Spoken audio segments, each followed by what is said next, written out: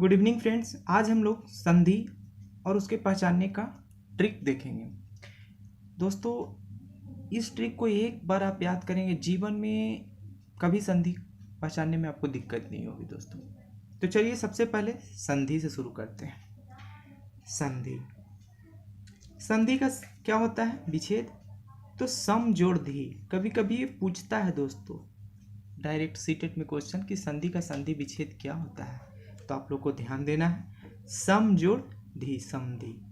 ठीक है। संधि के 3 भेद होते हैं। क्या? अगला आगे देखते हैं दोस्तों। संधि 3 प्रकार की होती है। कितने प्रकार की? 3 प्रकार की। स्वर संधि, व्यंजन संधि और विसर्ग संधि।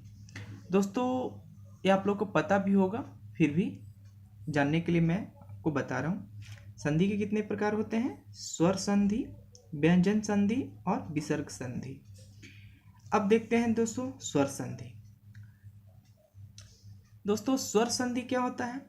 स्वर संधि के भी कुछ भेद होते हैं। ठीक है, तो लगातार हम आपको बताते चलेंगे। चलिए देखिए, पहला है कौन? दीर्घ संधि। पहला हो गया दीर्घ संधि। अब दीर्घ संधि एग्जाम्पल में 4 ऑप्शन दिया रहे और आपको छांटना हो तो बहुत दिक्कत होता है दोस्तों। तो इसमें दिक्कत दूर करने के लिए आपको एक छोटा सा ट्रिक दे रहा हूँ। आप आंख बंद करके उस संधि को आप पहचान लेंगे। अभी संधि में होता क्या है? अ प्लस आ। ठीक है, ऐसे जुड़ता है तो इसका बड़ी मात्रा बन जाता है। या फिर अ और प्लस अ दोनों जुट के बड़ी मात्रा का प्रयोग करता है, मतलब आ। ठीक है, जहां भी आपको आ दिखे आप आंख बंद करके दीर्घ संधि पर टिक कर सकते हैं। चलिए इसका एग्जाम्पल देख लेते हैं। देखिए, आ भानुदय, भा भानुदय में ए आ गया।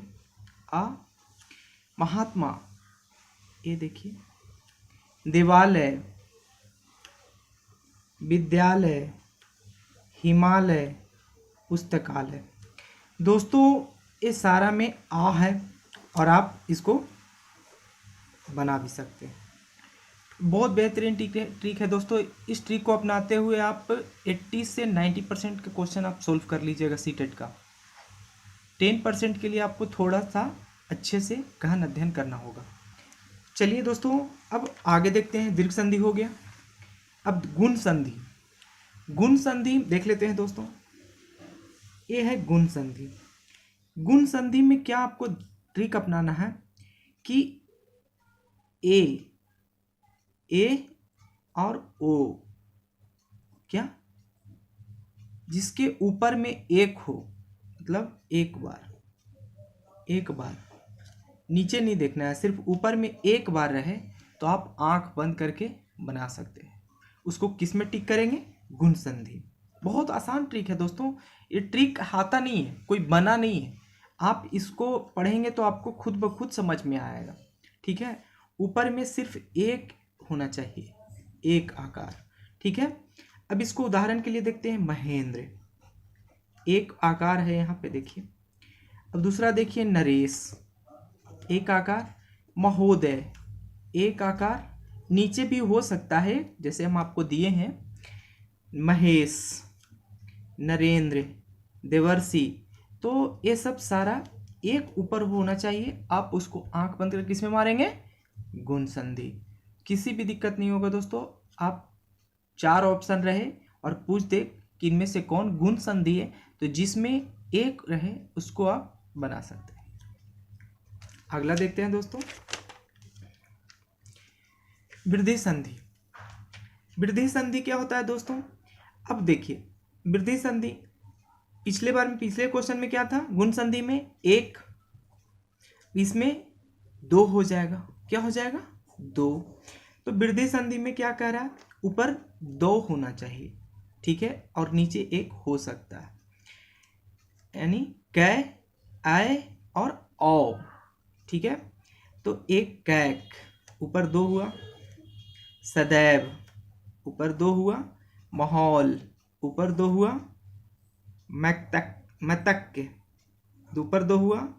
महोत्सव, 2 हुआ। तो इस प्रकार सारे एग्जाम्पल आप मिला के देख लीजिएगा, 80 से 90% आपका क्वेश्चन बन जाएगा दोस्तों सीटेट का, ठीक है। और 10% के लिए आपको थोड़ा सा और रिवीजन करना पड़ेगा, ठीक है। आगे आप देखिए दोस्तों, यन संधि क्या है? यन संधि, यन संधि में क्या होता है दोस्तों, या र व के पहले सिर्फ और सिर्फ आधा वर्ण आए, हाफ वर्ण आए।